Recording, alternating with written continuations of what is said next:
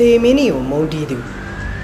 ူအပိုင်းစတိရဲ့အစမှာတော့အီချီကိုတို့တစ်ဖွဲ့လုံးကိုဆရာကစုနေခဲ့ပါတယ်။ဘာလို့လဲဆိုတော့အီချီကိုတို့ဟိုတနေ့ကတေးဖန်းစီစဉ်မှာပောက်ကရရှောက်လုပ်ခဲ့လို့ကြောင်းကုန်သိခါကြရဲဆိုပြီးပါဒီထဲမှာဆာမာလီရဲ့တငယ်ချင်းကတော့အတူတူသွားတာမဟုတ်ပဲတိုက်ဆိုင်တာပါလို့ပြောပြီးကိုလူယုံပြန်သွားခဲ့ပါတယ်။ယူကီယာကလည်းဆရာကိုသူ့အပြစ်တွေပါဆိုပြီးငိုပြနေခဲ့ပါတယ်။ဒီချိန်ဆရာကြီးအီချီကိုတို့တတိုက်ကတော့လှိမ့်နေအောင်ထွက်ပြေးနေပါပြီ။ဆရာကလည်းယူကီယာကိုပြန်ကြည့်လိုက်တော့ယူကီယာပါထွက်ပြေးသွားခဲ့ပါတယ်။နောက်တစ်ခါမှာတော့ယူကီယာနဲ့အီချီကိုတို့အဖွဲ့ကပြန်ဆုံနေပြီးယူကီယာကိုကျေးဇူးတင်နေခဲ့ပါတယ်။သူတို့အဖွဲ့စကားပြောကောင်းနေချိန်မှာပဲယူကီယာရဲ့ဟော်လိုအချက်ပြကရိယာကနေအတန်မြည်လာခဲ့ပါတယ်။ဒါကြောင့်ပဲသူတို့တွေကတငယ်ချင်းတွေကိုအကြောင်းပြပြီးထွက်လာခဲ့လိုက်ပါတယ်။ဒီချိန်သူတို့အဖွဲ့ကိုတော့အပေါ်အကြောင်းသားတဦးကကြည့်နေခဲ့ပါတယ်။အီချီကိုတို့ကလည်းဟော်လိုအချက်ပြတဲ့နေရာကိုရောက်တော့ဟော်လိုကရှိမနေပဲဝင်းကြီးတစ်ကောင်ပဲရှိနေခဲ့ပါတယ်။အီချီကိုနဲ့ယူကီယာလည်းဟော်လိုအချက်ပြပေမဲ့ဝင်းကြီးကိုသာတွေးတဲ့အတွက်ထူးဆန်းနေအောင်ပြောနေပါတယ်။သူတို့နှစ်ယောက်လည်းအဲ့ဒီဝင်းကြီးကိုညင်တသားနဲ့မေးလိုက်ပါတယ်။ဝင်းကြီးကိုတယောက်ယောက်ကဟော်လိုကိုတက်ပြီးကဲခဲ့တာလားလို့မေးလိုက်ပါတယ်။ဝင်းကြီးကလည်းသူရမ်းကြောက်လို့မျက်စိမိတ်ထားခဲ့တာကြောင့်ဘာမှမသိဘူးလို့ပြန်ဖြေလိုက်ပါတယ်။အီချီကိုတို့မသိလိုက်တာကဒီအဖြစ်ပြက်တွေအားလုံးကိုမျက်မှန်တဲ့လူတယောက်ကစောင့်ကြည့်နေတယ်ဆိုတာပါ။ဒီလီယိုနဲ့အီချီကိုတို့ကျောင်းကိုပြန်အောင်လာပြီးသူတို့ရဲ့အဆင့်တွေကိုကြည့်နေပါတယ်။ဆာမာလီကတော့တော်တူမှပါလို့ချီချူခံနေရပြီးအီချီကိုတို့ယောက်ျားလေးအဖွဲ့ကတော့တစ်ကနေ90တွင်မပါဘူးလို့လေဖုန်နေခဲ့ပါတယ်။ဒါပေမဲ့အီချီကိုကအဲ့အချိန်မှာအဆင့်23ရောက်နေလို့သူ့တငယ်ချင်းတွေကပောက်ကွဲကုန်ပါတယ်။ဒါအပြင်လူကောင်ကြီးချက်ကပါအဆင့်30ဖြစ်နေတာကြောင့်တော်တော်လေးကိုပောက်ကွဲပြီးထွက်ပြေးသွားခဲ့ပါတယ်။အီချီကိုကတော့အဆင့်1ရတဲ့သူကိုသိမနေပါဘူးဒီချိန်ဆာမာလီကအီရှီတန်ယာရူဖြစ်ကြောင်းပြောပြလိုက်ပါတယ်ယူကီယာကတော့စိုင်မန်ရှင်စီဖုံးဆက်နေခဲ့ပြီးမကင်တဲ့အတွက်ဒေါပနေပါတယ်တကယ်တော့ယူကီယာကသူ့ရဲ့ဟော်လူထောင်လိုင်းရဲ့ဖုံပြက်နေလာသိချင်လို့လှမ်းဆက်တာဖြစ်ပါတယ်ဒီချိန်ဟော်လူရှိနေကြောင်းဖုံးကအချက်ပြလိုက်တာကြောင့်အီချီကိုစီပြေးလာခဲ့ပါတယ်အီချီကိုကိုခဏခေါ်သွားတာကြောင့်သူတငယ်ချင်းတွေကလည်းချင်းတွင်းနေတယ်လို့ထင်နေခဲ့ပါတယ်လမ်းရောက်တော့အီချီကိုကိုဟော်လူရှိနေကြောင်းပြောပြလိုက်ပါတယ်ဒါပေမဲ့လမ်းမှာအီချီကိုကမျက်မှန်တက်ထားတဲ့ចောင်းသားနဲ့တိုက်မိခဲ့ပါတယ်တကယ်တော့မျက်မှန်တဲ့သူကသူတို့ကိုစောင့်ကြည့်နေတဲ့သူဖြစ်ပါတယ်ဒီလိုနဲ့ညထီတောင်ရောက်လာခဲ့ပြီးဟော်လူရဲ့အရေးအယောင်ကိုတော့တစ်စက်လေးမှမတွေ့ခဲ့ရပါဘူးဒီလိုနဲ့အီချီကိုလည်းသူ့ခန္ဓာကိုယ်လေးကိုပြန်ဝင်လိုက်ပြီးယူကီယာနဲ့ပြောနေတော့သူတို့နားကိုဝစ်စုံအဖြူမျက်မှန်နဲ့တကောင်ရောက်လာခဲ့ပြီးအီချီကို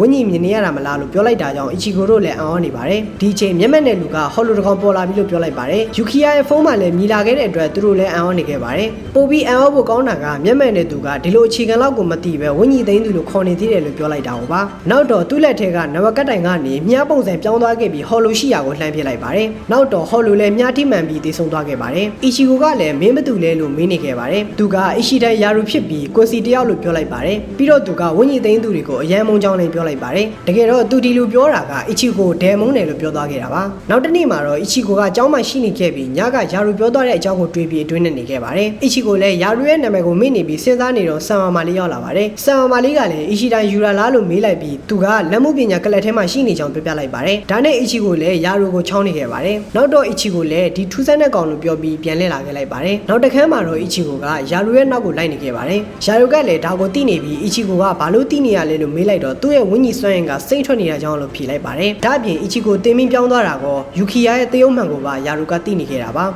နောက်တော့ဝင်းကြီးဂျိုးတွေကိုထုတ်ပြလိုက်ပြီးတင်မင်းရဲ့ဝင်းကြီးဂျိုးတွေကအနီအောင်ဖြစ်ကြောင်းအီချီကိုရဲ့ဝင်းကြီးဂျိုးကိုကပြီးပြလိုက်ပါတယ်နောက်တော့အီချီကိုသူနဲ့တိုက်ခိုက်ဖို့စိတ်ခေါ်လိုက်ပါတယ်နောက်တစ်ခါမှာတော့ယူကီယာကဥရာဟာရာဈေးဆိုင်ကိုရောက်နေခဲ့ပါတယ်နောက်တော့ဆိုင်ရှင်ကိုပါရိုက်ပြီးမေးစရာရှိရလို့ပြောလိုက်ပါတယ်ဒီချိန်အီချီကိုတို့ဘက်မှာတော့ယာရူကတိုက်ဖို့ပြောနေပြီပဲအီချီကိုကမတိုက်တာကြောင့်ယူကီယာရဲ့အမိန့်မပါပဲဘာမှလုပ်မရတဲ့အစားထိုးတင်မင်းဖြစ်မှန်တည်သွားခဲ့ပါတယ်ယူကီယာကတော့ဒီချိန်ကွန်စီတွေအကြောင်းကိုမေးနေခဲ့ပါတယ်ကွန်စီတွေဆိုတာတချိန်ကကဘာအနှံ့မှာရှိခဲ့မှုတဲ့မျိုးနွယ်ဖြစ်ပြီးဟော်လိုနေနေရမှာလည်းကျွမ်းကျင်ကြတယ်လို့ပြောလိုက်ပါတယ်ဒါပေမဲ့သူတို့ကလွန်ခဲ့တဲ့နှစ်ပေါင်း200လောက်ကပဲမျိုးသုံးသွားပြီလို့ကွန်စီတွေကလည်းတင်မင်းတွေလိုပဲဟော်လိုတွေကိုနှိမ့်နေရတာဖြစ်ပြီးမဲ့ကွဲပြားတာတစ်ခုတော့ရှိပါတယ်အဲ့ဒါကတော့တင်မင်းတွေကဝင်းကြီးတွေကိုဝင်းကြီးအဖွဲ့အစည်းစီပို့ပြီးကျွတ်လောက်အောင်လုပ်ကြပေမဲ့ကွန်စီကတော့ဟော်လိုတွေကိုတက်ပစ်ကြတာပါပြောရရင်ကွန်စီတွေကသူတို့မိသားစုတွေကိုတက်တဲ့ဟော်လိုတွေကိုလက်စားချီချင်းနဲ့တက်ဖိရမယ်ဆိုပြီးယုံကြည်ကြတာပါဒါပေမဲ့အဲ့ဒီယုံကြည်မှုကပဲသူတို့ကိုပျက်စီးရရောက်ခဲ့ကြောင်းပြောပြလိုက်ပါတယ်ဒီအချိန်အီချီကိုကတော့စိန်ခေါ်မှုကိုလက်ခံလိုက်ပါတယ်ပြီးတော့အိတ်ထဲကဂွန်ကိုထုတ်ပြီးဆေးလုံးကိုယူကတင်မင်းပုံစံအီချီကိုပြောင်းသွားခဲ့ပါတယ်